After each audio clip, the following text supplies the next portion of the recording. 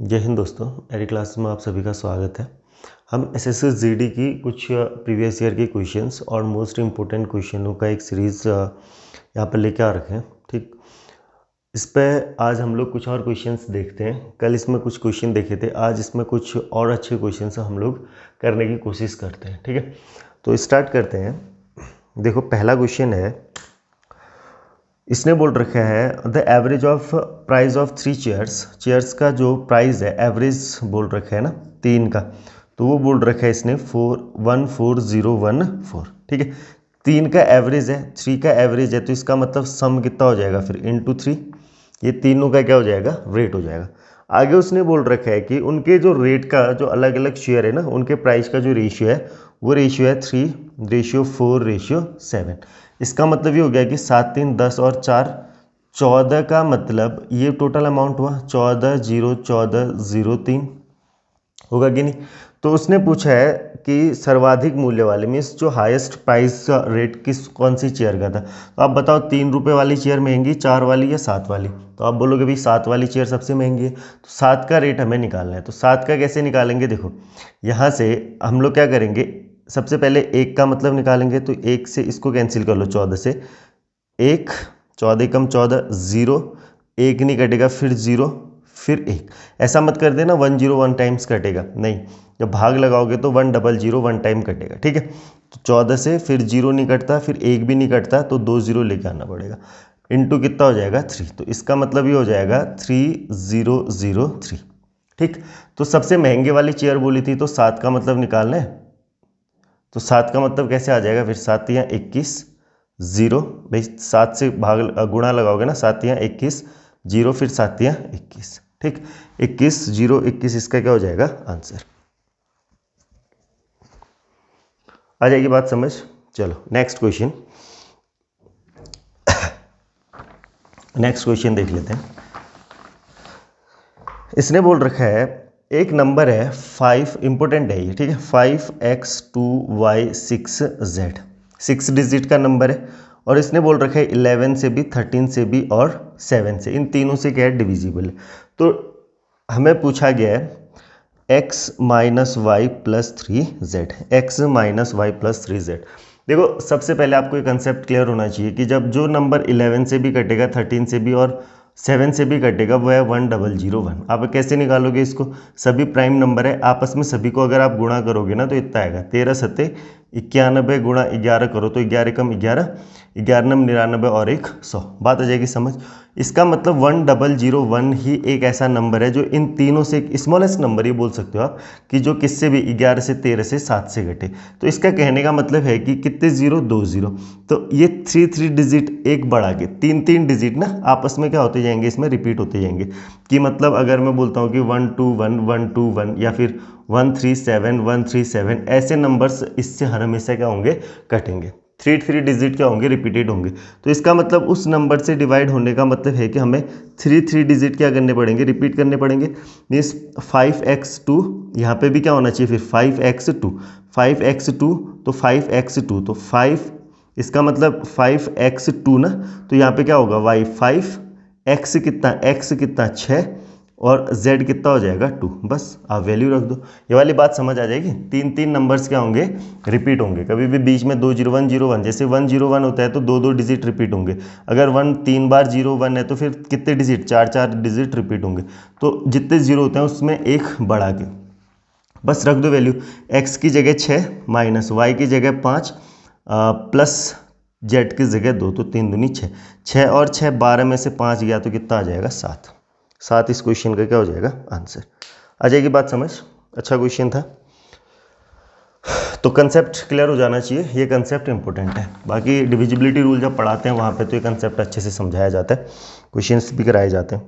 अगला क्वेश्चन बहुत अच्छा क्वेश्चन है, if the difference between the compound interest and simple interest at 17% on a sum of money, 2 साल में 17% के हिसाब से CI minus SI, compound interest and simple interest का 40050 है, तो हमें CI पूछा है 2 साल का, CI 2 ईयर्स का बराबर क्वेश्चन मार्क। बहुत अच्छा क्वेश्चन है। देखो कैसे करोगे, देखो सिंपल इंटरेस्ट हमेशा क्या रहता है, फिक्स रहता है, वो 17% पे रहेगा, 17 × 17।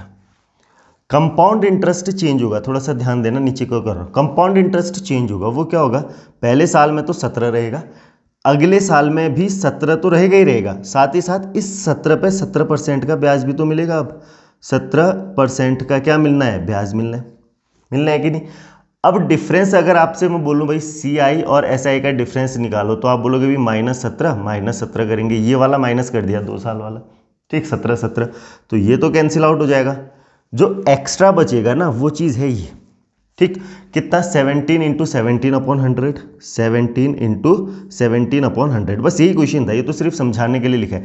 इसकी वैल्यू हमें दे रखी है कितना, 433.50, और हमें निकालना किसका मतलब है, निकालना हमें इसका मतलब है, इस पूरे का मतलब 17 + 17 + 17 × 17/100।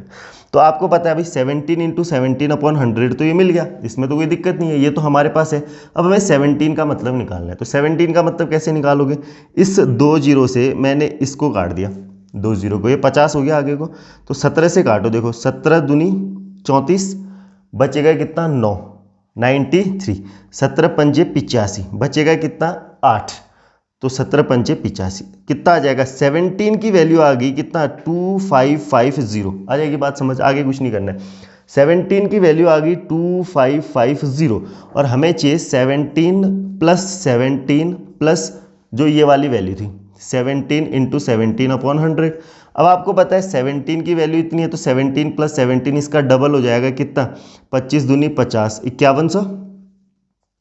5100 में सिर्फ किसको ऐड करेंगे, जो ये वाली वैल्यू है 433.50, तो ऐड करोगे 503355, ये इसका क्या हो जाएगा आंसर, दिख रहा है नहीं दिख रहा है, नीचे लिखा है भाई 5533.50, ये इसका क्या हो जाएगा आंसर।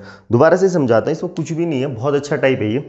आप इसको क्वेश्चन के अकॉर्डिंग जो बनेगा ना, सिर्फ आपको ये देखना है कि एडिशन है, ये जो दे रखा है ना, ये डिफरेंस दे रखा है, और डिफरेंस सिर्फ किसकी वजह से आएगा, इसकी वजह से, बाकी तो ये सेम आएगा, 17 17 17 17 तो सेम है, जो डिफरेंस है ये, इसकी वैल्यू दे रखी है। हमारे लिए जो क्वेश्चन था ये सिर्फ समझाने के लिए लिखा है, इसका मतलब था ये, तो 1 17 का मतलब निकल गया ये, 1 17 का मतलब, तो हमारे पास 2 17 थे तो 2 का डबल कर दिया, और एडिशनल क्या जोड़ना था, क्योंकि अगर सिंपल इंटरेस्ट पूछता तो ये आंसर था, लेकिन इसने कंपाउंड इंटरेस्ट पूछा, तो कंपाउंड इंटरेस्ट में हम लोग क्या करेंगे, जो एडिशनल 17% पे 17% लग रहा था ना, वो भी हमने क्या कर दिया, जोड़ दिया। आ जाएगी बात समझ। तो एक अच्छा क्वेश्चन था ये, इसी तरीके से आप इसको करना, कभी भी 2 साल का अगर CI और SI का डिफरेंस दे रखा है ना, तो ये बेस्ट तरीका है उसके लिए, ठीक है।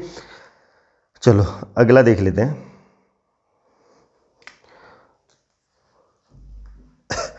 उसने बोल रखा है, in vessel the ratio of milk and water, milk ratio water वो है 3:1, 3 litre water is mixed, mixture will become, देखो वाटर ऐड हो रहा है 3 लीटर और मिक्सचर बन जा रहा है कितना अब, 2:1।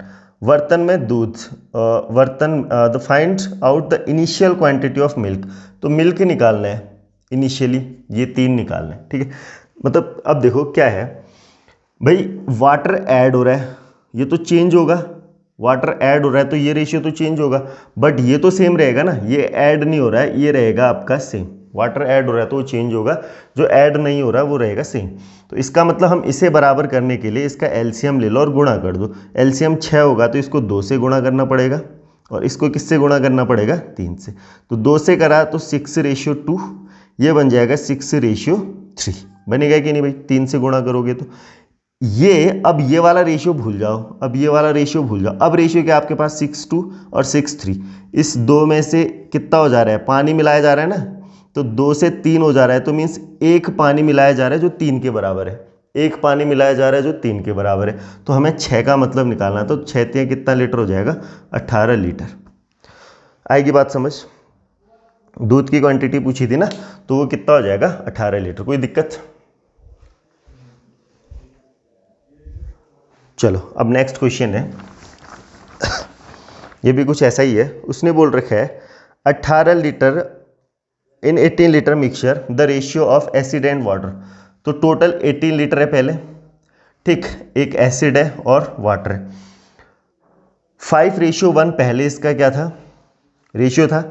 x litre of water added, again water को क्या किया जा रहा है, ऐड किया जा रहा है, देन रेशियो बिकम्स 3:1, तो 3 रेशियो क्या बन जा रहा है 1, x की वैल्यू निकालनी है, x की वैल्यू निकालनी है। तो कैसे करोगे भाई, अगेन वही चीज़ है, आप इसको कैसे भी करो, ये वाला जो रेशियो है ना वो सेम रहने वाला है, ऐड क्या होने वाला है, सिर्फ वाटर ऐड होने वाला है। तो आप एक काम कर सकते हो, या तो इन तीनों को बराबर बना लो, तो बराबर बनाने के लिए आप बोलोगे भाई इसको किससे 3 से और इसको किससे 5 से गुणा कर लेते हैं, तो ये 3 पंचे 15 अनुपात कितना हो गया बताओ 3, ये हो जाएगा 15:5, होगा कि नहीं होगा। अब आप बताओ स्टार्टिंग में देखो 5 और 3, 15 और 3 कितना हो गया 18, इस 18 का मतलब ही तो 18 लीटर था, उसने बोल रखा है ना 18 लीटर का मिश्रण है, टोटल तो 18 लीटर है, तो इसका मतलब ये 15 और 3 टोटल 18 का मतलब ही तो 18 हो गया, 18 बराबर 18, तो 1 बराबर 1। तो बताओ फिर ये इससे तो कोई लेना देना नहीं है, हमें तो सिर्फ ये देखना है कि वाटर कितना ऐड किया गया, तो वाटर इतना कितना ऐड किया गया बताओ, 3 से 5 हो रहा है, 3 से 5 हो रहा है, तो इसका मतलब 2 ऐड किया गया, तो वही 2 लीटर इसका क्या हो जाएगा आंसर, 2 ही लीटर इसका क्या हो जाएगा आंसर। बात आ जाएगी समझ। बस बेसिक सा फंडा ये है कि आपको जो रेशियो जो ऐड कर रहे हैं ना वो तो चेंज होगा, कंफर्म है, जो वाटर ऐड कर रहे हैं तो वो चेंज होगा, लेकिन जो दूध है या मिल्क है या एसिड है जो भी है वो चेंज नहीं हो रहा है, अगर उसको ऐड नहीं कर रहे हैं तो वो चेंज ही नहीं होगा, पहले भी 15 था अब भी 15 रहेगा, ठीक। ऐड जो चीज़ हो रहा है वो बदल जाएगा, तो आपको क्या करना है, जो चीज़ ऐड हो रहा है उसको तो वैसे रहने देना है, लेकिन जो ऐड नहीं हो रहा है ना उसको सेम कर देना है, जो ऐड नहीं हो रहा है उसको क्या कर दो आप सेम कर दो, तो आंसर आ जाएगा, ठीक है। बहुत अच्छा टाइप है ये, इसी तरीके से इन क्वेश्चनों को करना, एक्स वाई जेड या फिर क्रॉस क्रॉस करके मत करना, तो उसमें दिक्कत हो जाएगी। अगला क्वेश्चन ये भी अच्छा क्वेश्चन है, देखो उसने बोल रखा है 30 लीटर मिल्क है एक टंकी में, ठीक है, there is 30 kg milk in a tank, उसने बोल रखा है 33 whole 1/3% milk is replaced with 10 kg of water. देखो ध्यान से समझना, इसने ये बोल रखा है ना कि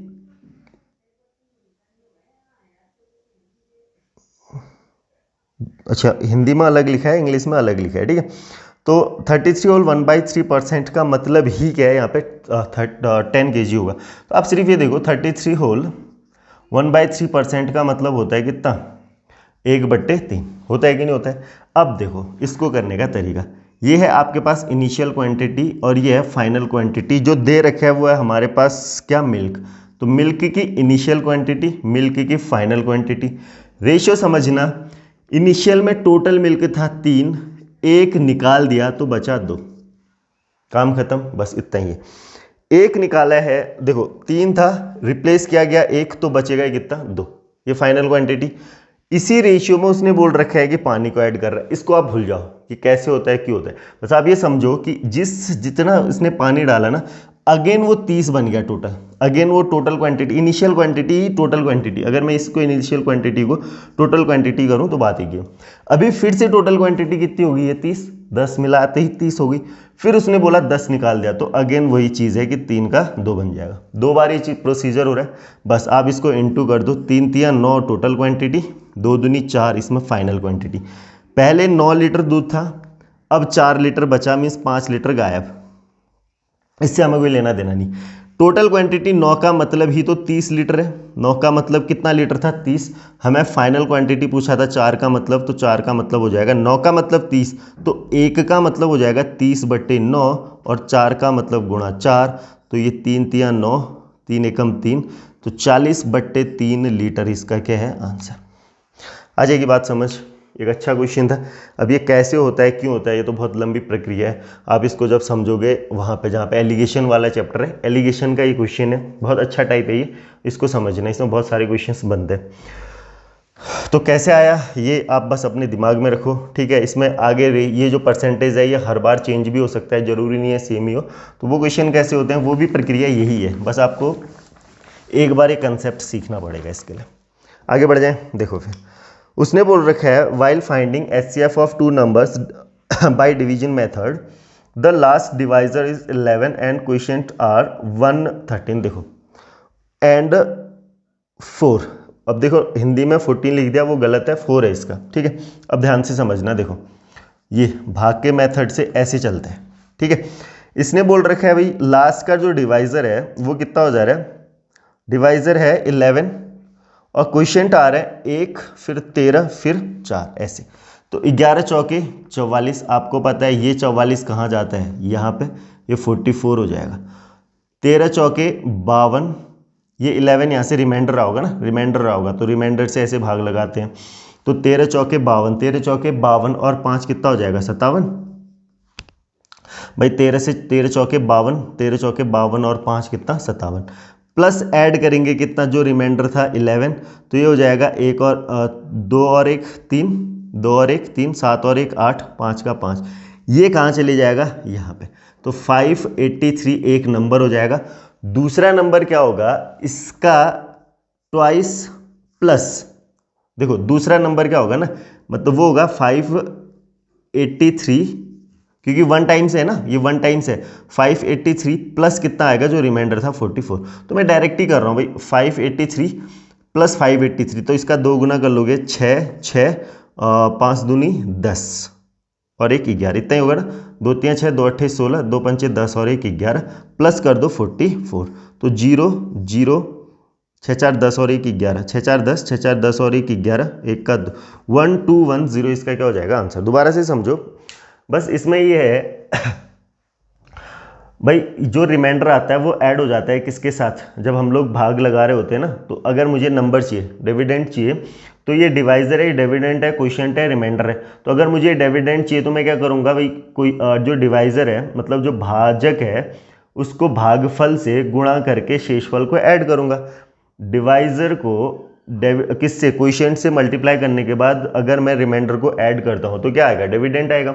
और वो ही हमारे पास क्या होता है, नंबर होता है, जिसके लिए हम लोग क्या लगाते हैं, डिवाइड लगाते हैं पहले। ठीक, ऐसी तो होता है। तो ये इसका मेथड है, ये इंपॉर्टेंट है, अच्छे एग्जाम में क्वेश्चन अभी पूछा जा रहा है बार बार।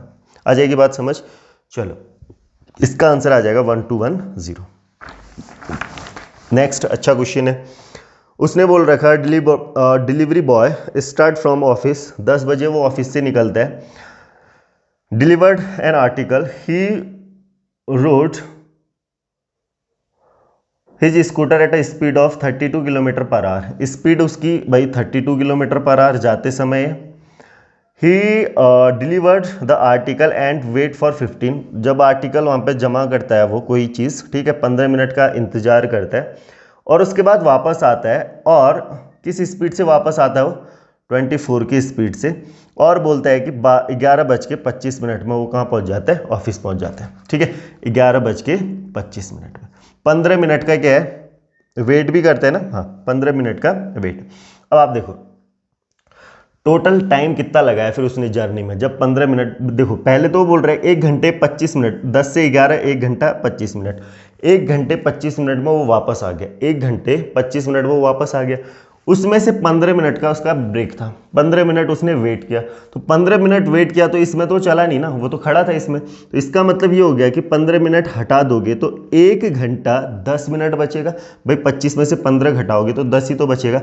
1 आवर 10 मिनट का मतलब हो गया 70/60 आवर, होगा कि नहीं होगा। 1 घंटा 60 मिनट प्लस 10 70 मिनट, तो आवर्स में बदलने के लिए मिनट को मैंने किससे 60 से भाग दे दे। अब देखो डिस्टेंस तो जहां गया वहीं से वापस आया, तो अगर ये डिस्टेंस गया तो उसी डिस्टेंस पे वो वापस भी आया कि नहीं आया। अब आप बताओ, डिस्टेंस डी थी, जाते समय किसी, क्योंकि ये टाइम है और टाइम इक्वेस्ट हो जाता है डिस्टेंस अपॉन स्पीड। आएगी बात समझ, क्योंकि स्पीड इक्वेस्ट हो जाए डिस्टेंस अपॉन टाइम, टाइम को इधर कर दो डिस्टेंस अपॉन स्पीड हो जाएगा। स्पीड जाते समय थी 32 और स्पीड आते समय थी 24। आप कैलकुलेशन ऐसे करोगे, क्या कॉमन आ रहा है अपॉन में, सब में से 4, 4 8 32, 4 6 24, 15 से ये कट जाएगा, कटेगा कि नहीं कटेगा, 15 से कट जाएगा, 15 चौके 60, 8 और 6 14D बराबर, ये 8 इंटू 6 था, 8 इंटू 6 इधर लेके जाएंगे, देखो 70 इंटू 8 इंटू 6/15 होगा। 14 से 70 कटेगा कितनी बार, 5 बार, 14 पंचे 70, 5 तिया 15, 3 दूनी 6, तो 8 दूनी 16 किलोमीटर इसका क्या है, वन साइड की जर्नी है। एक तरफ ये 16 किलोमीटर गया, उसने बोला टोटल कितना चला, तो 16 गया भी 16 आया भी, तो टोटल कितना हो जाएगा, 16 दूनी 32, टोटल कितना हो जाएगा 32 किलोमीटर। भाई आ जाएगी बात समझ, कर लोगे, अच्छा क्वेश्चन था। चलो अब आगे बढ़ जाते हैं अगले क्वेश्चन की तरफ, ध्यान से समझना, अच्छा क्वेश्चन है ये भी। उसने बोल रखा है a circle is inscribed in a rhombus with diagonal 12 and diagonals 12 और 16 सेंटीमीटर। देखो रोम्बस होता है भाई, ये रोम्बस में की खासियत क्या होती है, उसके जो डायगोनल होते हैं ना एक दूसरे को किस पे काटते हैं, 90 पे, एक दूसरे को किस पे 90 डिग्री के एंगल पे इंटरसेक्ट करते हैं। अब ध्यान देना, ये एक सर्कल होगा, इसके अंदर इनस्क्राइब्ड है, ऐसा ही होगा, ऐसा मत समझना है कि यार साइड ऐसा कुछ नहीं। रोम्बस है, साइड सब बराबर होंगी, कैसे देखो, अब ये अगर 16 और कितना दे रखा है 12 ना, हाँ 12 और 16, देखो अगर ये पूरी 12 है तो इसका आधा कितना होगा 6, या फिर ये पूरा 12 है तो आधा 6 और ये पूरा 12 है तो आधा कितना हो जाएगा 8, सॉरी पूरा 16 है तो आधा हो जाएगा 8, पूरा 12 है तो आधा हो जाएगा 6। यहाँ 90 डिग्री होगा तो पाइथागोरस लगाओगे, 8 का वर्ग धन 6 का वर्ग बराबर 10 का वर्ग। ठीक, साइड तो आ गई आपकी, ये वाली जो साइड है ना, ये वाली जो साइड है ये आ गई आपकी 10 सेंटीमीटर, आएगी कि नहीं आएगी, जो भी है यूनिट। अच्छा अब आपको क्या करना है ना, इसका रेडियस निकालना है, रेडियस, क्योंकि इसने किसका एरिया पूछा है, रेशियो पूछा है वृत्त का, the ratio of area of circle to area of rhombus. तो सर्कल का एरिया निकालने के लिए हमें उसका क्या चाहिए, रेडियस। अब ध्यान से समझना एक चीज़, देखो ये चीज़ है, ठीक, ये एक सर्कल है, यहाँ पे एक सर्कल है, अगर ये सर्कल ऐसे जा रहा है ऐसे, है ना, तो ये इसके लिए क्या है, टेंजेंट है, टेंजेंट होगा तो ये यहाँ से 90 डिग्री का एंगल बनाएगा। भाई ये क्या है, एक स्पर्श रेखा है ना, स्पर्श रेखा यहाँ से केंद्र से कितने डिग्री का, 90 डिग्री का क्या करेगी, वो एंगल बनाएगी। तो ये अगर 90 डिग्री का एंगल बनाएगी, ये 90 डिग्री है, तो हम एरिया कैसे निकालते हैं बताओ, ट्रायंगल का, ट्रायंगल का एरिया होगा half base into height, base into height, तो बेस 8 है, हाइट है 6, या बेस 6 है, हाइट है 8, ये बराबर होगा किसके, ये एरिया दूसरा कैसे निकाल सकते हैं, अगर मैं इसी ट्रायंगल के लिए इस वाली चीज़ को हाइट ले लूँ, क्योंकि ये 90 डिग्री पे परपेंडिकुलर है, अगर इसको मैं हाइट ले लूँ जो आर है हमारे पास हाफ, ठीक है, हाफ बेस इंटू हाइट होगा ना, ये आर है तो इसका बेस कितना था 10, अरे ये 10 ही तो है, ठीक है, ये 8 था, ये 6 था तो 10 था, तो बस ये निकल जाएगा आर। आएगी नहीं आएगी बात समझ, ये क्या है यहाँ से परपेंडिकुलर होगा तो उस हिसाब से यहाँ से हम लोग क्या निकाल लेंगे, अब आर निकाल लेंगे। देखो 2 से 2 कट जाएगा, ठीक है, ये हो जाएगा आपके पास आर इक्वस टू 5 4 4 छक 24/5, आएगी बात समझ, इतनी बात समझ आएगी, कोई कन्फ्यूजन तो नहीं है इसमें, ऐसा कन्फ्यूजन तो नहीं है कि जरूरी है वहीं पे, बिल्कुल ऐसा थोड़ी ना है कि वहीं से ही जाएगा, बिल्कुल वहीं से ही जाएगा। देखो ये सेंटर ही होगा, ये इसका रेडियस होगा, तभी तो ये हर जगह से जाएगा, क्योंकि आप ये नहीं बोल सकते, क्योंकि ये वाला जो एरिया होगा, ये वाला एरिया, ये वाला एरिया, ये वाला एरिया, ये सब आपस में बराबर ही तो होने, क्योंकि ये रोम्बस है, ये साइड और ये साइड बराबर, ये साइड ये साइड ये साइड बराबर, ये साइड ये साइड ये साइड और ये साइड, मतलब हर एक साइड आपस में क्या है, बराबर होने का मतलब ये नहीं कि बराबर है, मीन्स जो इस ट्रायंगल के लिए साइड होंगी वही इस ट्रायंगल के लिए भी साइड होंगी, और वही साइड इस ट्रायंगल के लिए भी होंगी, और वही साइड इस ट्रायंगल के लिए भी होंगी, ये मैं कहना चाह रहा हूँ, ठीक है। तो ये क्या बन जाएगा हमारे पास, एक सर्कल। अब आप ध्यान से देखो, इसने पूछा है एरिया, एरिया बोलो सर्कल का क्या हो जाएगा, पाई आर स्क्वायर, आर स्क्वायर बोलो कितना, 24 गुणा 24/5, इतना ही होगा ना, अपॉन अपॉन पेरीमीटर बोलो कितना, सॉरी इसका रोम्बस का एरिया कितना बोलो, 4 इंटू इसका एरिया हो जाएगा ना हाफ, बेस इंटू हाइट, 8 गुणा 6, 8 गुणा 6, ठीक है, सही लिखा है। अब आप देख लो, जो जो कट रहा है उसको काट दो, 2 से ये 2 कट जाएगा, ठीक है, इस 8 से ये कट जाएगा, 8 3 24, और इस 6 दूनी 12 से ये कट जाएगा, 12 6 दूनी 12 से ये कट जाएगा, 12 दूनी 24, तो दूनी 6 पाई बाई कितना आ रहा है 5, चलो 6 पाई बाई 5 आ रहा है भाई इसका आंसर, 5 पाई आर स्क्वायर होगा ना, 25 अपॉन में तो सबके, तो इसका मतलब ये गलत कर दिया था, 5 इंटू 5 होगा, ठीक है, 6 पाई बाई 25। अब ठीक है, क्योंकि अपॉन में क्या लिखना था, स्क्वायर होगा ना, पाई आर स्क्वायर, तो आर स्क्वायर का मतलब ये हो गया 24 गुणा 24 तो लिखा अपॉन में, लेकिन 5 गुणा 5 लिखना भूल गए, तो ये इसका क्या हो जाएगा, आंसर हो जाएगा। कोई दिक्कत, ठीक कर लोगे। चलो अब अगले क्वेश्चन की तरफ बढ़ते हैं, ये अच्छा क्वेश्चन था।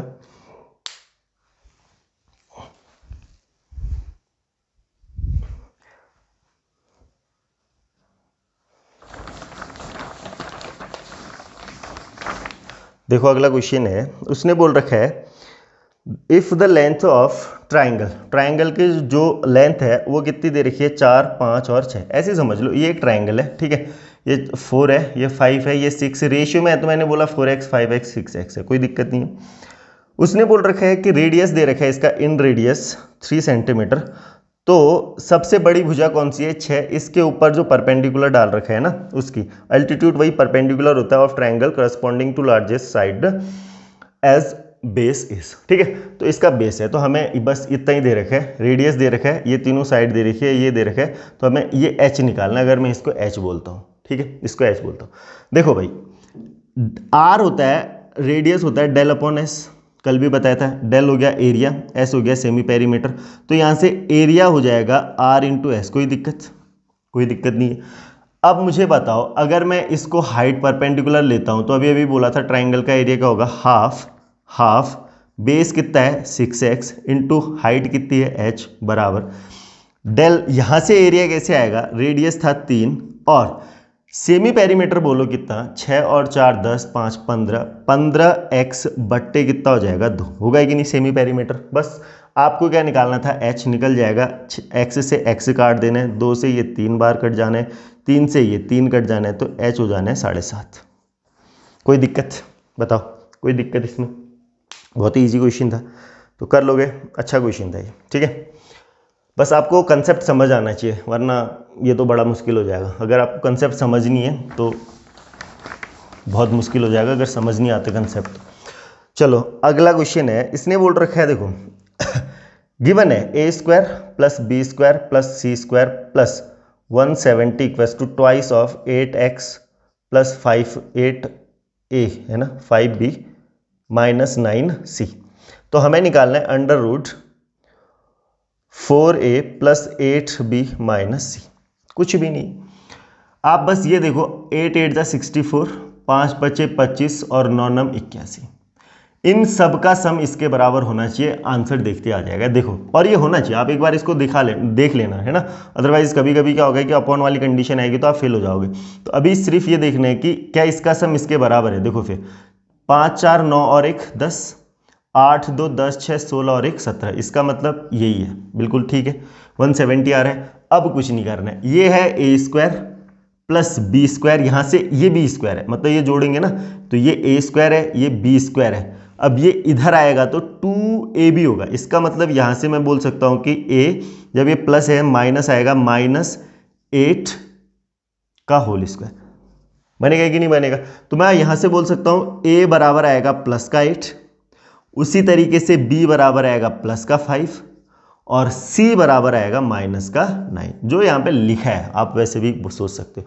2 अगर कॉमन नहीं आता तो हम 2 कॉमन ले लेते, बाकी कर लेते। अगर 2 ऑलरेडी कॉमन दे रखा है, हमें सोचना ही नहीं है, हमें डायरेक्ट पता है। ये सिर्फ समझाने के लिए मैंने लिख दिया। आप देखो तो जो यहाँ पे लिखा है इसके कॉफिशेंट है ना, जो बस आपको ये पता है अगर ये मैच कर रहा है, आपको बस कॉफिशेंट देखने हैं। फिर 8a 5b और 9c, क्योंकि 2 कॉमन ले लिया गया है। अगर 2 कॉमन नहीं होता तो फिर हमें कॉमन लेना पड़ता। ये कॉफिशेंट ही इसके क्या होंगे, वैल्यूज होंगे। c कितना होगा, माइनस का 9 है, ठीक है, तो रख दो वैल्यू। 8 चौके 32, 8 पंचे 40, माइनस माइनस प्लस 9, ठीक। तो ये कितना हो जाएगा, अंडर रूट के अंदर 81, जो किसके बराबर होता है 9 के। अंडर रूट के अंदर 81 जो किसके बराबर हो जाएगा भाई, 9 के बराबर हो जाएगा, ठीक है। आगे बढ़ जाए, चलो 1 2 क्वेश्चन और देख लेते हैं लास्ट।